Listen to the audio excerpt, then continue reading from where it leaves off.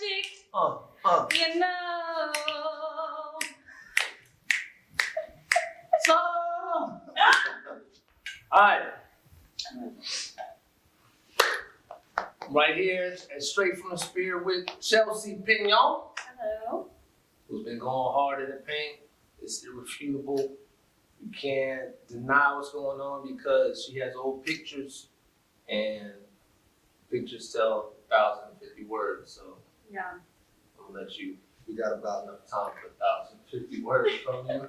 So how did it all start? Were you thinking about fitness at the very beginning and just couldn't quite get your head wrapped around that, or you weren't even thinking about it at all? Right. So, Mike, I've had a long journey with health and fitness. So, I even from whenever I was a child, I did cheer, gymnastics, things like that. So I've always had some sort of attraction to health and fitness, which I think all of us at some point or another did sports or anything like that. So I did health and fitness as a kid. Growing up, you kind of stray away from those tendencies, right? You gain the freshman 15, or for certain people, such as myself, it becomes freshman 50. And then you go into college and things like that. You just make some not so great decisions. So I actually have gained weight, lost weight, gained weight, lost weight. This time around, it's different. I had a mindset shift.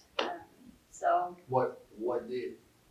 So I really wanted to feel better this time. I truly wanted to feel better, and I wanted to be a product of the product. I remember we had that combo. Yay! So what I believe that Anytime Fitness stands for, I wanted to be the walking billboard, the example. Like, if anybody can do this, I can do this, you can do this. So, people will come into the gym, and if the first person they see is somebody that is not an example of what we do, like, for example, if you go into a restaurant, you expect the chef to be a little bit heavier, right? Because he samples the food, right? You expect that. If he's not, if he's maybe on the scrawnier side, you're just like, okay, is the food good? Because he's obviously not eating it. Yeah. So it's like, whenever you are an example of what you do, I think that speaks volumes. It does. When you're a product of the product. So. And they don't question it because they're like, obviously, everybody assumes these to a certain degree. So they're like, yeah, obviously she's been at it. Obviously this person practices what they're preaching. So. Right. And we're here, but you was here way before now. So yes. On the first go around, how was fitness for you at that time? Fitness was a outward appearance only. Whenever your reason is only, and everybody has their different reasons why they start, right? You may be getting healthier, you may be slimming up for an event or a 5K, a wedding, something like that. For me, the first time around, it was only for how I looked in the mirror, and I didn't really dislike what I looked like. For me, this round, it was because I really wanted to feel better. I wanted to be,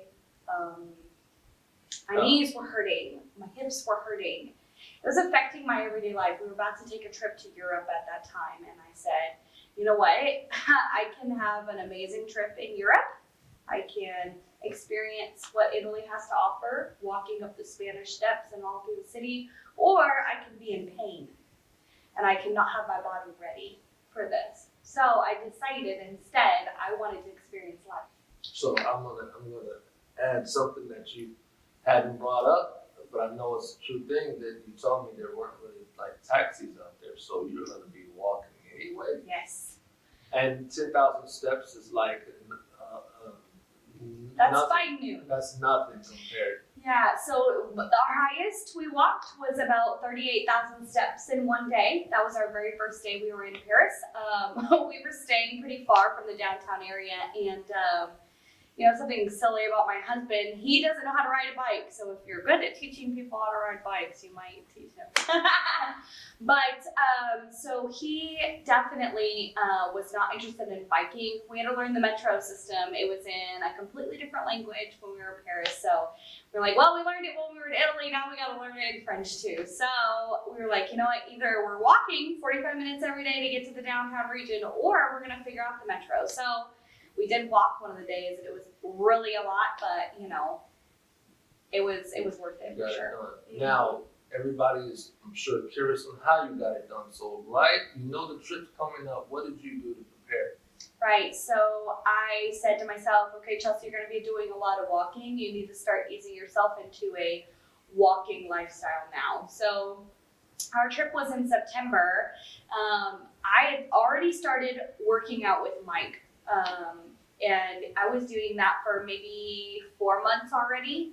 I did training with him, and I was doing my workouts on myself, but I really wanted to take it up a notch because I needed to lose some weight so my knees and my hips weren't hurting, and my feet too. So I started walking more. I upped my steps.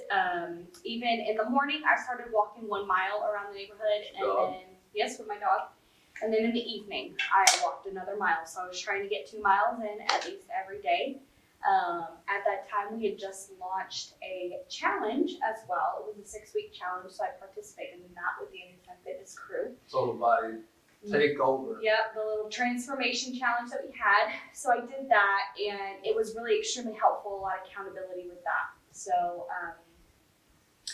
I just started doing more steps, added more, 2 miles turned into 3 miles, and then I started running. So definitely the weight started shedding off, making sure my food was in the right spot as well. And so, how close to the trip did you feel you were seeing significant changes?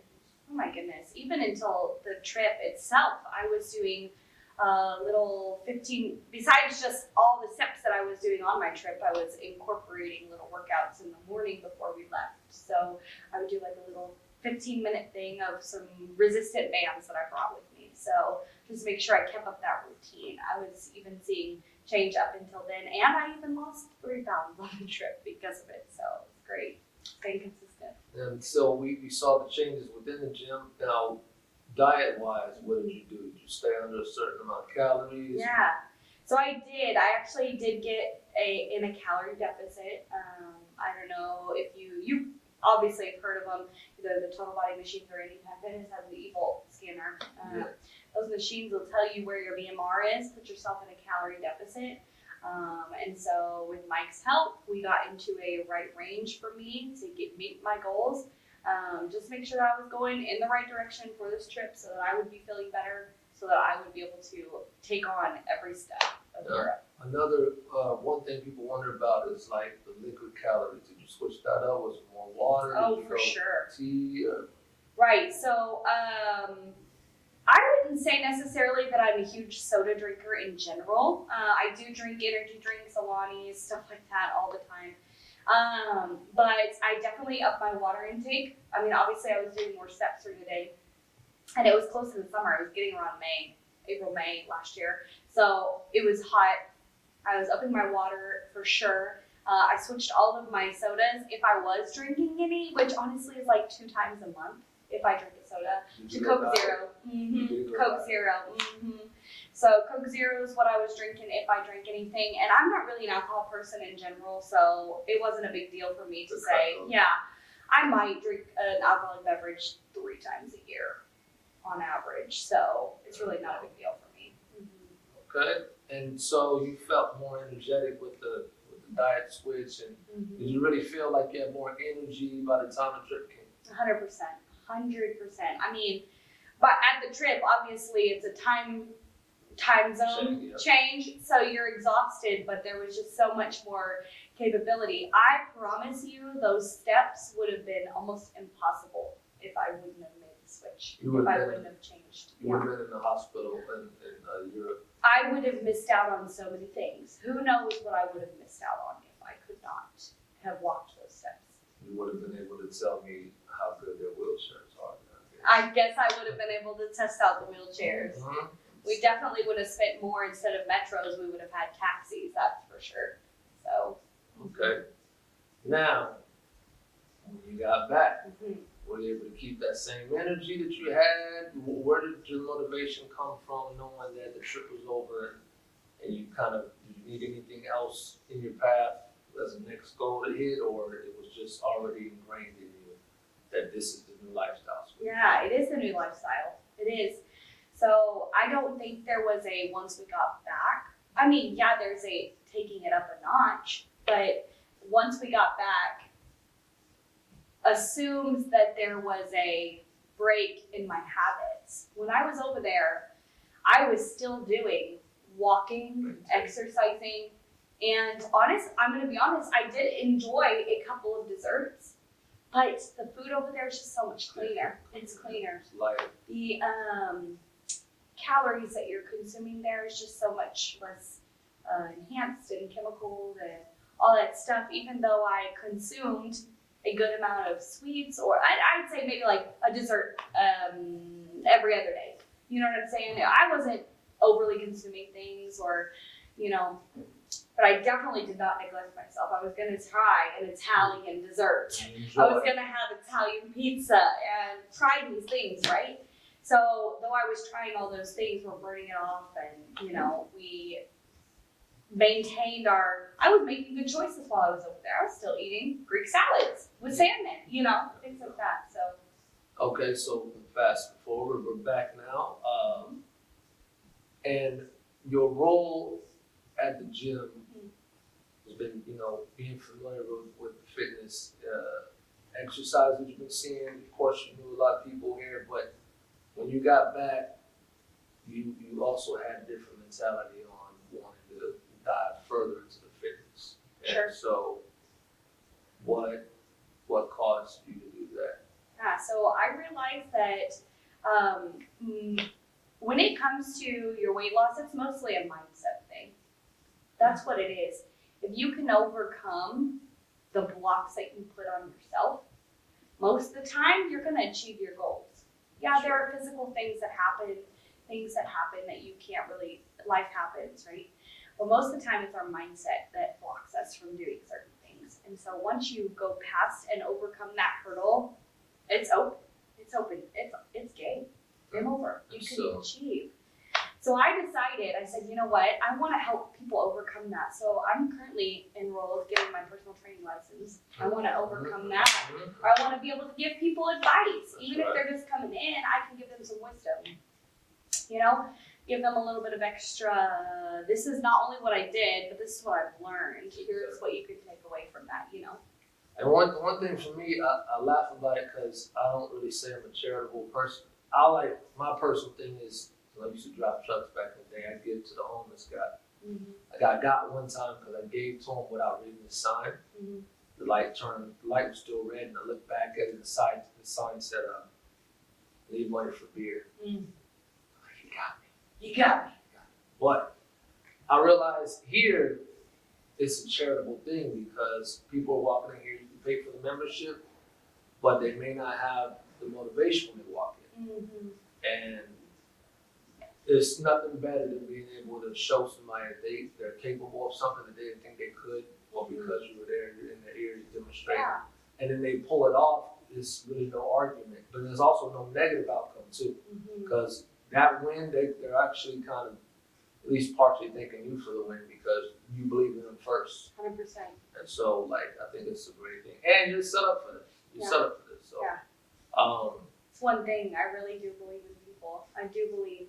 And that's one of the things that people they continually fight that battle, overcoming the mental hurdle. So, one of my God-given gifts, I really do feel like God gives me, is the ability to encourage people.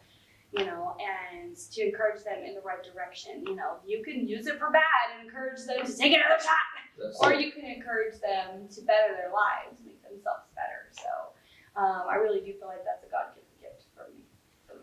And now, you would want to do it in general, or you want to target, certain people, older age, younger kids, or just kind of everyone? Everyone. I don't know necessarily that I'm going to become a personal trainer. I just want to impart knowledge to people. So just give them, you don't know what you don't know. So that's all I'm trying to do. And it's help myself and encourage people, give them a little bit of advice, maybe correct a little things here and there and help them out. That's what I'm here for.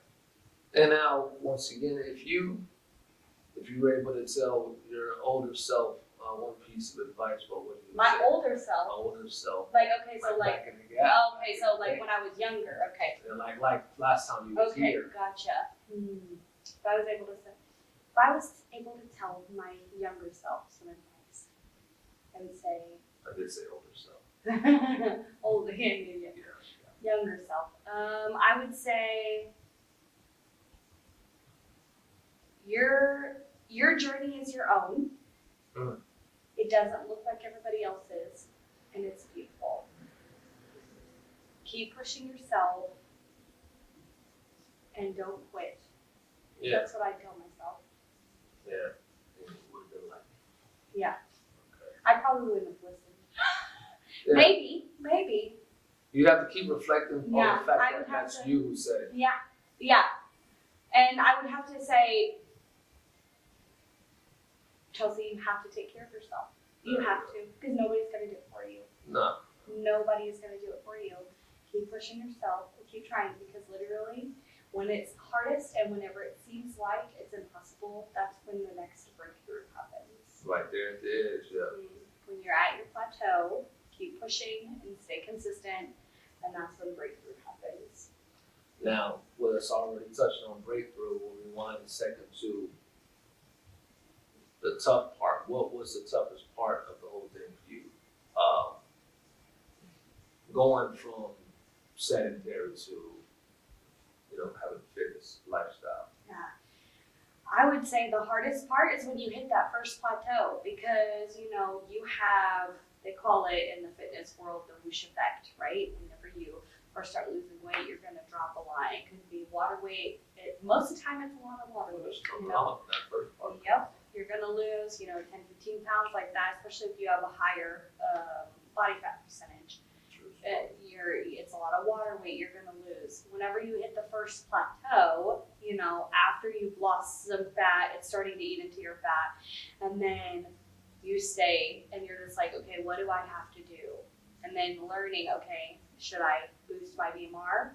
Should I be in a deeper calorie deficit? Reevaluate your basic metabolic rate. See if you're still in the same spot. Then do you need to go lower on your calories, or do you need to gain some muscle so your BMR goes back up and then you're on a calorie deficit? So that's where I would say the hardest part for me is, as I'm hitting this plateau, I've been in trying to boost my BMR right now. It's hard to do that switch. And whenever, I would say the first time it was the most difficult was whenever consistency kicked in instead of motivation. There you go. Motivation will get you so far. Motivation will get you into the gym. Consistency keeps you coming. You sign up for a gym membership, you go grocery shopping and you get your healthy food, but you go back to the grocery store and get it over and over again, the healthy food, the healthy options. So Walking right by the bad food. 'Cause Yes. That's up front. right, absolutely. It's all in that middle section. I always say shop the edge of the store. It says, perimeter. It says that too. Yep. It Shop says the perimeter. That's the veggies, the meats. You can go even to like cottage cheese, eggs, stuff like that. So it's whenever you aren't motivated anymore, consistency kicks in, because you can choose to go back to easy or you can choose to be consistent. Sure. And that's whenever I think it's the biggest.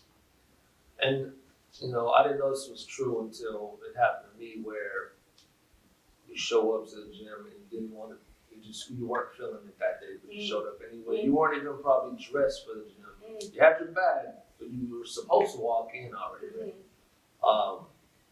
And what's on the table is not working out because you have 16,000 reasons to not, because you don't feel it, but then you do. Yeah. And I know you've experienced that before, where after the workout that you didn't want to do, you feel like a million times better. And It's so true. discipline, it was what would have got you there. So that's like a phenomenon to me, because you have, like I said, all the reasons in the world to not do it, but then you still said, yes, I'm going to do it anyway. And that was just between you in your head, and I've already seen you do it. So Well, and also, yesterday I was kind of in a funk. yeah, it was. And Mike comes in there, you come in and you just joke around. well, we throw the gloves on. Yeah. And I'm like, all right, let's do it. And it really changed my afternoon. And I appreciate that. Thank you, No, Mike, thanks for for that. not hitting me in the face. You know? I was protecting myself at all times. So. That's right. Yeah. Plus, she took the frustration out on. We got a wall ball named Henry. She put Henry in his place. Mm-hmm. We got a reflex bag named Billy. Billy got them hands. That's right. And he walked out smiling a little bit better. Mm-hmm. But I may have got you there, but you did it though. That's why I love it, because there's just no result without the hard work and the decision that I'm gonna do this versus any other coping mechanism. Right. You know? So now, what would you say is your favorite workout once you've been you're in it now? Oh my goodness. 100% legs and booty. But it's always been my favorite. It's always been my favorite. Well, I do like going for a run too, but not necessarily on the treadmill. Going like run downtown.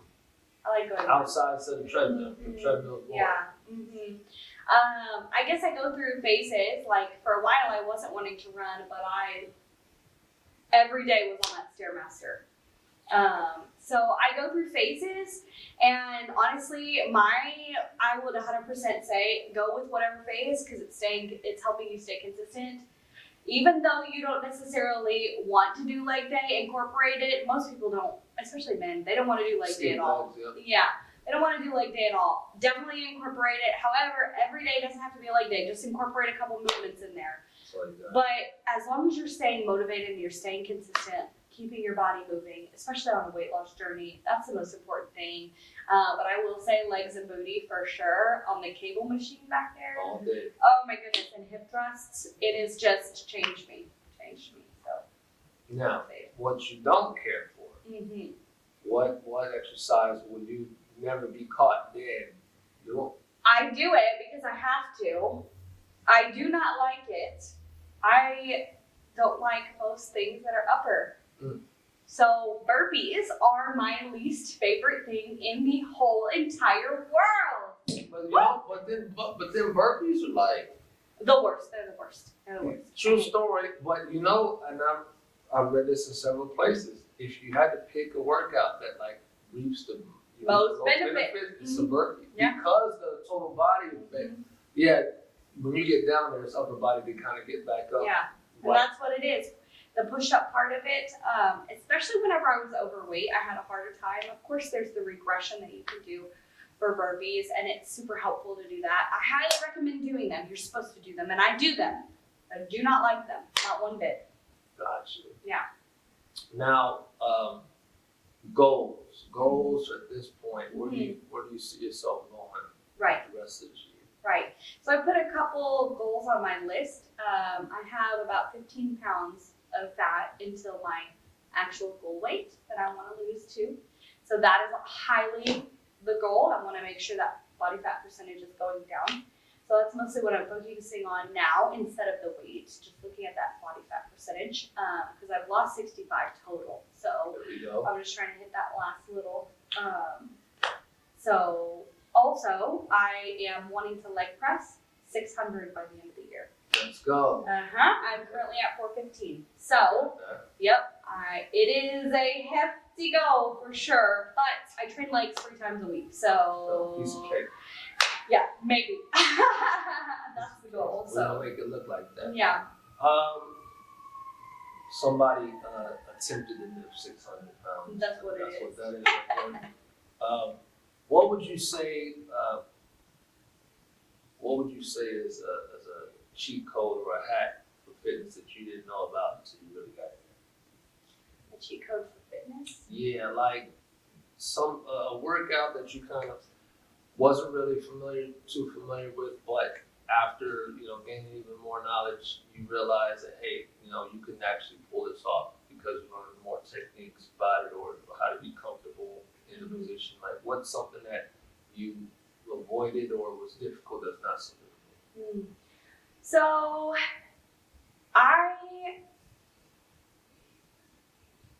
a lot of times women especially, avoid upper because they think they're going to be super jacked. Yeah. 100%. I avoided upper. Yeah. I avoided the free weight section because I did not But I highly recommend women doing it. Obviously, men just gravitate towards it. They just want to do chest. Women don't tend to do that. So upper, I just literally, because I'd be like leg press 400, wah! And then I would get over there with my little 10s and 15s, like me. You know, the legs to be quiet on the upper body. No, I would be super loud. I'd be like 400 easy, and then it's the worst thing ever. Yes, so you know it's not easy, obviously, because I said burpees. The push-up part of burpees is terrible, but you know, not avoiding an upper day, even split days. So I always did total body. I just did total body. I would do a circuit, and I would do total body. But learning how to incorporate split days, so all legs or all upper, doing some core, doing some cardio, doing splits is not a bad thing. So that's what I incorporate. And so, lastly, shout outs. Is there anybody you want to shout out? Is there any message you want to give to the people? Yeah. So I want to shout out Courtney Young with 5-star. She has helped me, encouraged me. Shout out to Courtney. Courtney, love her so much. Val from Stretch Zone. Val's such a sweet girl, sweet lady. She has encouraged me as well on this journey. They both have a lot of energy. They do. Energy and just all three of us together is just a wonderful, beautiful thing. I think we all encompass health, nutrition, and wellness, recovery all together, and it's just great. Mike, for always sticking by my journey, sticking with me, encouraging me. There are days whenever, you know, I just have zero energy. I'm depleted. My cup is empty. And you just come over there and say, you want to talk about mamas. Like, give me that cup. Exactly. And you have really encouraged me. I appreciate that. You're welcome. You know, I feel like our job. Yes. I don't know how I ever fill your cup, but. You're loud. You come in. I'll be on that side. Good. I'm glad. I try. I really tried. I feel like I try to pour out, but some days I just am depleted. So thank you so much for filling my cup. Well, my main thing I appreciate from you is, you know, on declarations, you said, hey, you know what? I want to be a product of the product. Mm-hmm. I said, okay, well, let's start next week. Mm-hmm. You know, which I know you probably didn't expect that, but you being consistent since then, like I love seeing that, because you know everybody knows talk is cheap, and your body, that's not going to do anything for your body. It's also your health. You got like one life to live, and so choosing life, you know what I mean, and choosing to make the most of it, like you've done that, and I've seen the sweat come from it. Yeah, literally drenched some days. Or I'm like, we're not shaking hands with fist bump. Because it's nasty. It's cool. So, well, y'all heard it here. You know what I'm saying? Straight from the spear. Episode 2. We out here. That's what I'm talking about. Thanks, Mike. Wait. Oh, wait. The damn rings every time. Try to knock me out.